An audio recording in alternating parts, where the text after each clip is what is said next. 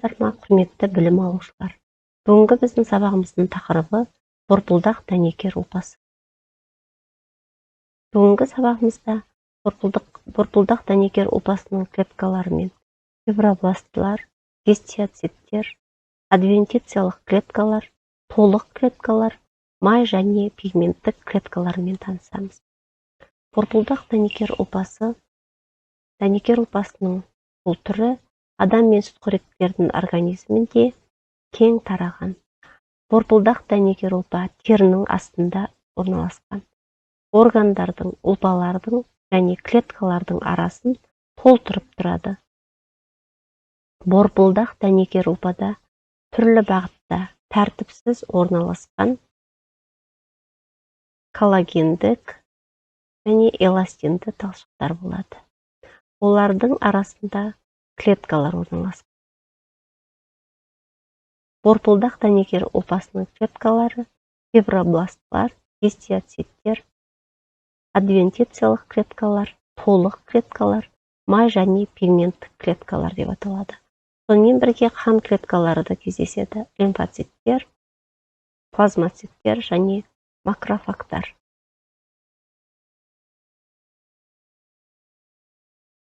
Борпылдақ дәнекер ұлпалардың талшықтарына тоқталатын болсақ, бұл клетка аралық заты талшықтар. Талшықтар мен аморфты заттан тұрады. Талшықтар бұл борпылдақ дәнекер ұлпасына мықтылық, серпімділік береді. Талшықтардың негізгі 3 түрі болады: коллагенді, эластинді және ретикуларлы. Коллагенді талшыққа келетін болсақ, коллагенді талшықтар берік болып келеді және тармақталмайды. Пісірген кезде алдымен ісінеді, одан кейін еріп, желімге айналады. Осы қасиетіне қарай бұл талшықты коллагендік талшық деп атаған. Эластинді талшыққа келетін болсақ, эластин белогынан түзілген.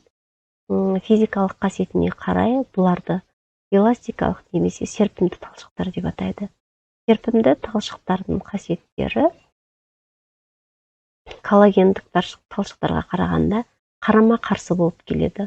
Олар өте созылмалы және оңай үзілгіш болып келеді.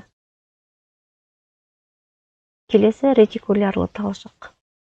Бұл ретикулярлы талшықтар дәнекер ұлпаны күміс тұздармен өңдеген кезде көрінеді. Сондықтан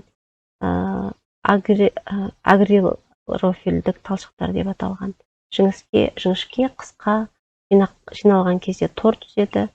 Сондықтан да ол ретикулярлы тор деп аталуда осы қасиетіне байланысты. Борпылдақ дәнекер ұлпасының талшықтарының арасында борпылдақ дәнекер ұлпасының негізгі заты деп аталатын құрылымы жоқ зат болады. Кейін оны клетка аралық заттың аморфты компоненті деп атаған. Аморфты зат ұлпалардың тіршілігінде маңызды рөл атқарады және жоғары молекулалық қышқыл мукополисахаридтерден, гепариннен, гиалуроннан және хондроиттің күкірт қышқылдарынан тұрады.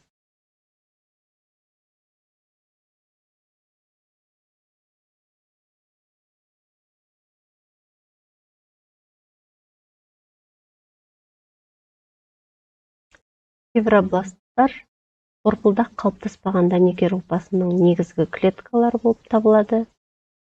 Фибробластлар мезенхимадан немесе перициттерден пайда болады. Бұлар ірі, жалпайған, көп өсінділі клеткалар. Цитоплазмасында 2 зонаны ажыратуға болады: солғын боялған эктоплазмалық және қанық боялған эндоплазмалық зона. Фибробласттың эндоплазмасы органоидтарға бай болып келеді. Сопақша пішінді ядросында, мына суретте көрсетіліп тұр, міне сопақша болып келген пішінді ядросында осы эндоплазмада орналасқан ядросы. Фибробластлар бөліну қабілетін сақтаған, әдетте қозғалмайтын клеткалар. бірақ кейбіреулері жылжып қозғалатыны байқалған. Гистиоциттердің борпылдақ дәнекер ұлпасындағы саны шамамен фибробластлардай болады. Олардың функциясы жағынан фибробластлардан өзгеше. Дәнекер ұлпасының клетка аралық затын құрмайды. Негізгі атқаратын қызметі трофикалық және қорғаныштық рөлін атқарады. Борпылдақ дәнекер ұлпада гистиоциттер ұсақ қан тамырлар мен май клеткаларының жиналған жерлерінде байқалады. Қабыну процесі кезінде гистиоциттер қабыну ошағына жиналып, бөгде денелер мен белоктарды фагоцитоздап, лизосомалардың гидролиздеуші ферменттерінің көмегімен оларды қорытып отырады. Қабыну ошағына жиналған кезде гистиоциттердің көлемі үлкейіп өсіп, олар макрофагтарға айналады екен. Лимфалық жүйенің ретикулярлық клеткаларымен қосылып, организмнің ретикулоэндотелийлік жүйесін құрайды. Гистиоциттер қажет болған жағдайда псевдоподиялардың көмегімен амебаша қозғала алады. Пішіндері айнымалы болып келеді. Цитоплазмасы фибробластларға қарағанда қанық боялады. Клеткаларға тән органоидтардың барлығы болады гистиоциттерде. Келесі май клеткалары. Май клеткалары немесе лимфоциттер ретикулярлық клеткалар мен гистиоциттерден пайда болады.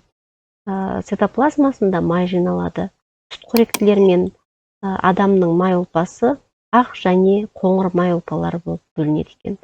Ақ май ұлпасы адамда құрсақтың төменгі бөлігінде, санда, бөкседе, шарбыда, бүйрек майында болады. Ал қоңыр май жаңа туған нәрестелерде және қысқы ұйқыға кететін сүтқоректілерде байқалады. Қоңыр май ұлпасы адам мен сүтқоректілердің жауырын аймағында, мойнында, омыртқа жотасының бойында, төсте, қол белдеуінің бұлшықеттерінің арасында орналасады. Міне мына суретте жаңағы май клеткалары берілген. Май клеткаларының өзі мінекей лимфобластлардан мінекей май клеткалары бір-біріне ауысып отырады. Мұнда мына суретте қоңыр май ұлпасының көрсетілген. Қоңыр май ұлпасының бұл түрінің қоңыр түсі ұсақ қан тамырлар тор мен цитохром пигменттерінің көп болуына байланысты болып келеді екен. Май ұлпасы негізінен тіршілікке қажетті энергияның көзі болып табылады.